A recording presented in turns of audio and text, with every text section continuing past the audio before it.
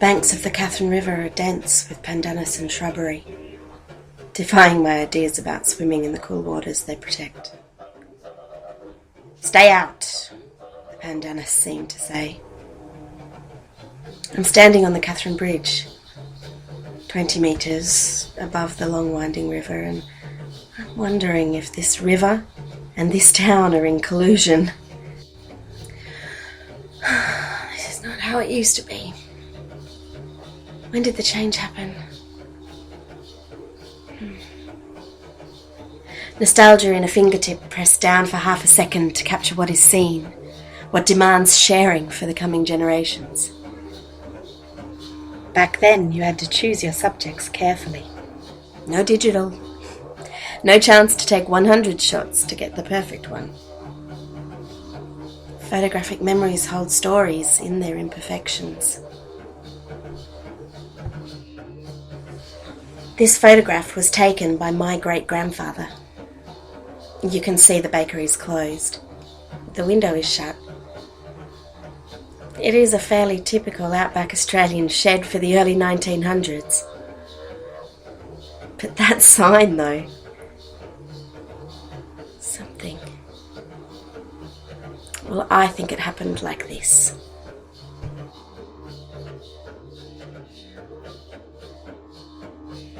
Weird pies.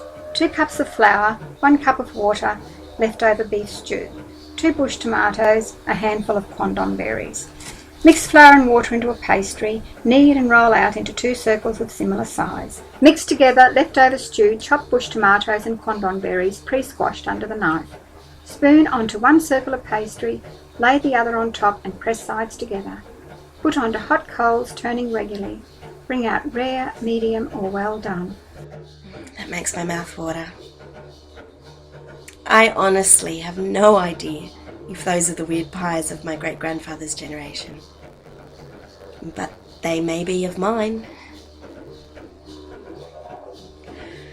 You know, all the men in my family from previous generations have passed through this country. It is I, returned triumphant from my southern education, who is the pioneering woman, determined to walk in the shoes of my forefathers and recreate their most precious memories. This one is also for you, Great-Grandad. Strange pasties. 2 cups of flour, 1 cup of water, 18 ounces of kangaroo meat cut into small cubes, a pinch of salt, 3 tablespoons of peanut paste, 1 cup of pureed bush tomato, 1 small onion, 2 teaspoons of tamarind paste. Fry onion and kangaroo, add tomatoes and reduce a little. Add peanut paste and salt. Simmer for 10 minutes until meat is tender. Stir in tamarind paste. Make pastry and cut into triangles. Spoon cool mixture into centre of triangle and fold in corners so top is completely covered. Cook in hot coals until pastry turns golden. The other photo I have is one of an Aboriginal lady with a big grin across her face. On the back it says, "This is my girlfriend." I wonder if he ever fed her a strange pasty. Perhaps that's why she's grinning so much. If not a strange pasty, then definitely he fed her one of Bill Carter's love buns for lost vitality. Or she fed him. Her smile is infectious, and I'm sure if she turned the camera on him, he would have been smiling too. I wonder if they had any children. Perhaps he left before she could tell him. Maybe somewhere in this town is a long-lost relative who'll come and taste my food and have memories stirred. We'll share them and then look at each other in recognition. Familiar love and longing. Connectivity through the nostalgia held on taste buds. Love buns for lost vitality.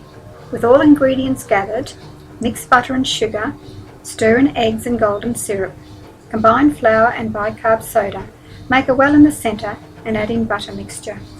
Squish quandong berries under knife and then stir in lemon juice and finely chopped mint leaves. Stir into mixture. Do not overmix. Spoon onto tray, no bigger than a fist. Place inside moderately hot brick oven until risen and golden. Mum said great-grandfather never talked about these photos. She can't tell me much, And what she can tell me are, I think, more the assumptions of family women than actual memories. I imagine he was hushed into secrecy by my great-grandmother's intolerance and jealousy about countries she had not witnessed and would never be a part of. She hid the photos in an old Arnott's biscuit tin at the back of the sewing cupboard, a place a man would never go.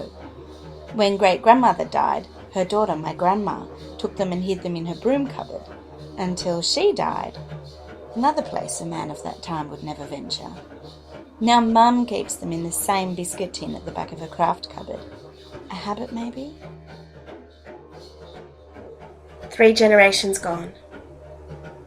And we're back. And I am here, contemplating the resurrection of long-lost recipes in the hope of regaining a connection.